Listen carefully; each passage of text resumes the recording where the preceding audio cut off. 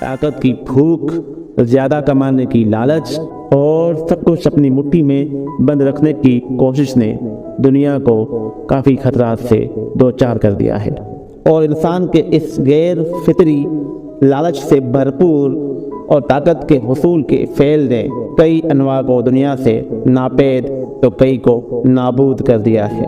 ایسے کئی جاندار دنیا میں موجود ہیں جو انسان کے ہاتھ معدوم ہونے والے جاندار ہیں، جنہیں اب دنیا کبھی نہیں دیکھ سکے گی۔ در حقیقت جنگلی حیات کے تحفظ کے لیے کام کرنے والی غیر سرکاری تنظیم World Wildlife Fund for Nature WWF کے مطابق ہر سال تقریباً 10,000 انواع ہمیشہ کے لیے ختم ہو جاتی ہیں۔ WWF کا کہنا ہے کہ حقیقی تعداد حتمی طور پر نہیں معلوم کی جا سکتی، کیونکہ ہمیں اب تک یہی نہیں معلوم کہ دنیا میں کتنی انواع پائی جاتی ہیں، لیکن ایک اندازے کے مطابق 10,000 سے بھی زائد انواع سالانہ دنیا سے معدوم ہوتی جا رہی ہیں۔ آئے ان چند جانوروں پر نظر ڈالتے ہیں جو کبھی اس کرۂ ارض پر بھرپور طور پر پائے جاتے تھے، جنہیں اب انسان دیکھنے سے محروم ہو چکا ہے۔ زنزیبار ریڈ کولوبس معدوم ہو جانے والے مس والڈرن ریڈ کولوبس کا قریب ترین رشتہ دار ہے۔ حال ہی میں معدوم ہو جانے والے اس درمیانے سائر صرف بالوں والے بندر کو 2000 کی دہائی کے اوائل سے معدوم تصور کیا جاتا ہے۔ گانا اور آئیوری کوسٹ کی سرحد پر رہنے والا مس والڈرن کا ریڈ کولوبس سب سے حیرت انگیز جانوروں میں سے تھا، کیونکہ اس کے انگوٹھے نہیں ہوا کرتے تھے۔ بڑے گروہوں کی صورت میں اونچے درختوں کے اوپر حصوں میں رہنے والا یہ نرم مزاج جانور انسانوں کی جانب سے جنگلات کی کٹائی کے سبب اپنا طرز زندگی تبدیل کرنے پر مجبور ہوا۔ جب جنگلات سپڑنے لگے تو ریڈ کولوبس کے گروہ بھی چھوٹے ہوتے گئے، جس سے ان کے لیے شکاری جانوروں کا خطرہ بھی بڑھ گیا، اور آپس میں افزائش نسل کے طرف جینیاتی کمزوریاں بھی فروغ پانے لگی، اور یہی وجوہات تھیں کہ ریڈ کولوبس دنیا سے معدوم ہو گیا۔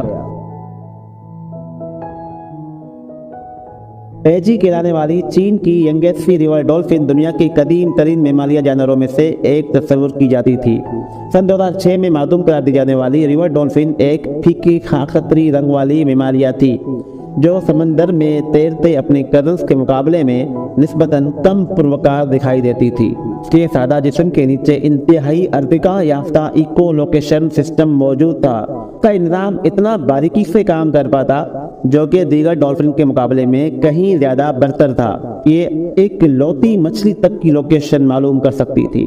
اگر اس کی یہی حساسیت اس کے لیے اس وقت خطرہ بنی جب دریا مچھیروں کی کشتیوں، کنٹینر بردار جہازوں، ٹرالروں اور انسان کی پھیلائی گئی آلودگی سے بھر گیا۔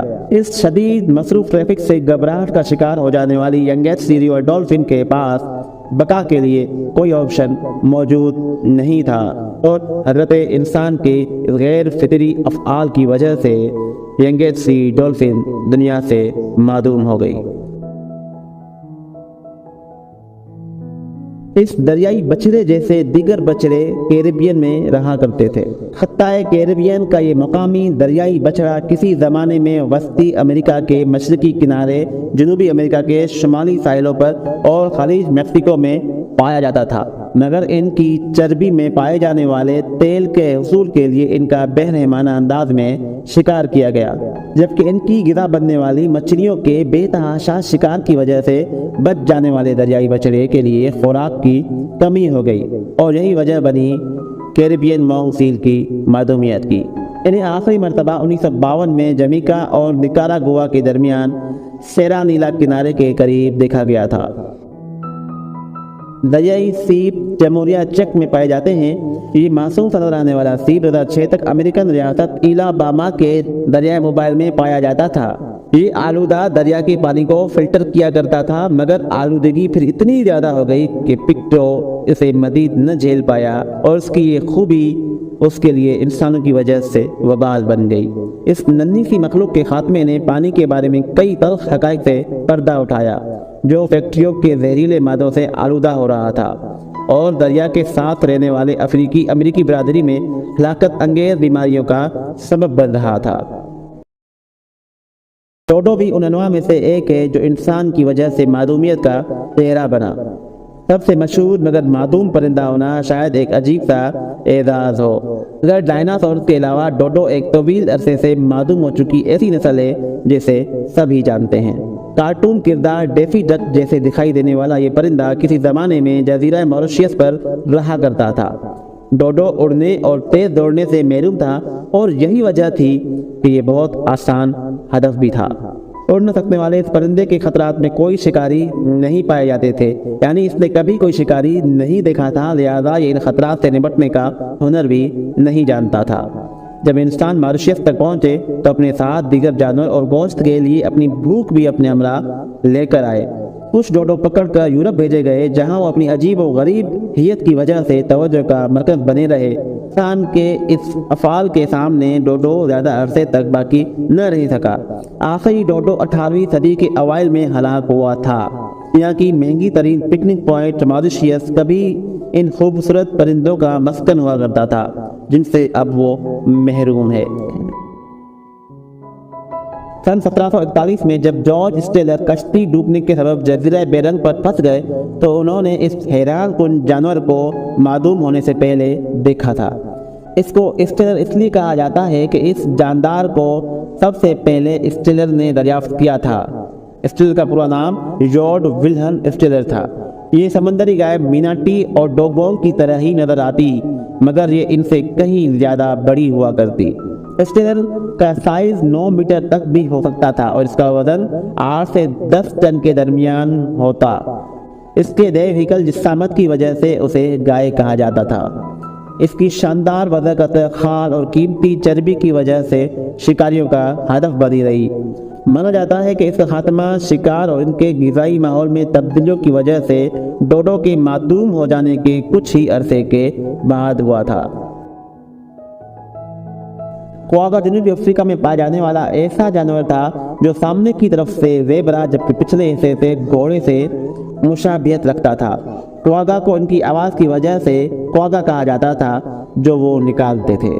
آخری مادہ ایمسٹرڈیم کواگا جو 12 اگست 1883 کو ایمسٹرڈیم کے چڑیا گھر میں ہلاک ہوئی۔ کواگا 8 فٹ لمبے اور شانوں سے 4 فٹ تک چوڑے ہوتے تھے۔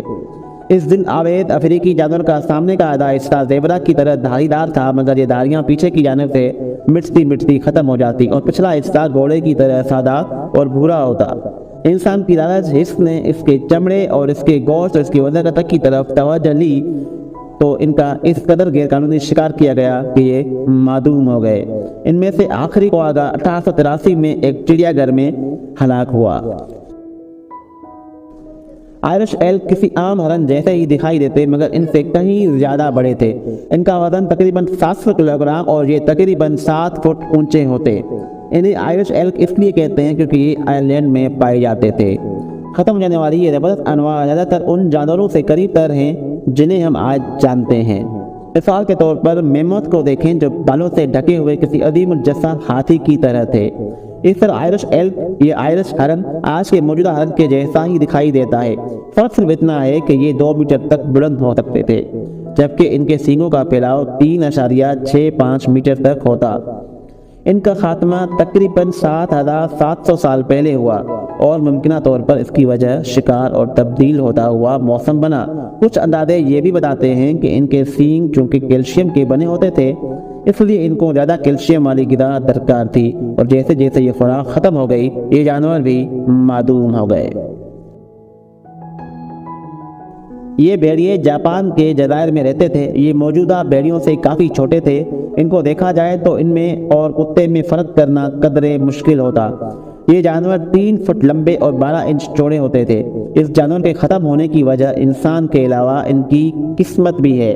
ایک بیماری جسے ریبیز کہا جاتا ہے کتوں سے 1732 میں ان بھیڑیوں تک منتقل ہوئی جس کی وجہ سے زیادہ تر ہانشو بھیڑیے مر گئے اور جو بچ گئے وہ اس بیماری کی وجہ سے مزید خونخوار ہو گئے اور انسانوں پر حملہ کرنے لگے جس کی وجہ سے انسان نے انہیں مارنا شروع کر دیا۔ 1905 تک جاپان کے جزائر میں رہنے والے ہانشو بھیڑیے دنیا سے معدوم ہو گئے۔ وولی میموتھ موجودہ زمانے کے ہاتھیوں کے جیسے ہوتے تھے۔ یہ جانور زیادہ تر شمالی امریکہ میں رہتے تھے اور ان کی عمر 60 برس تک ہوتی تھی۔ ان ہاتھیوں کے کان اور دم موجودہ ہاتھیوں کی نسبت کافی چھوٹے ہوتے تھے۔ ہاتھیوں کے برعکس ان جانوروں پر گہرے اون کی طرح بال ہوتے تھے جو انہیں سردی سے بچائے رکھتے تھے۔ ان کے ڈھانچوں کی دریافت سے سائنسدان اس نتیجے پر پہنچے کہ جانور 11 فٹ لمبے اور 8 فٹ تک اونچے ہو سکتے تھے اور ان کا وزن 6 ٹن کے لگ بھگ ہوتا۔ اس کے دانت ہاتھی کے دانتوں سے کافی لمبے اور خوفناک نظر آتے تھے، لیکن یہ جانور حربی ورث تھا۔ ماحولیاتی تبدیلی اور انسان کے شکار کی وجہ سے یہ جانور 10,000 سال پہلے ہی ناپید ہو گیا تھا۔ یہ تھے چند انواع جن کے بارے میں ہمارے پاس معلومات موجود ہے۔ ایسے کئی لاکھوں انواع انسانوں کی لالچ، حرص اور فطرت سے برعکس افعال کی وجہ سے ناپید ہو گئی ہیں اور کچھ معدوم ہونے کے قریب ہیں۔ امید ہے آج کی ہماری ویڈیو آپ کو ضرور پسند آئی ہوگی۔ میں ہوں آصف علی، ملتے ہیں اگلی ویڈیو میں۔ اللہ نگہبان۔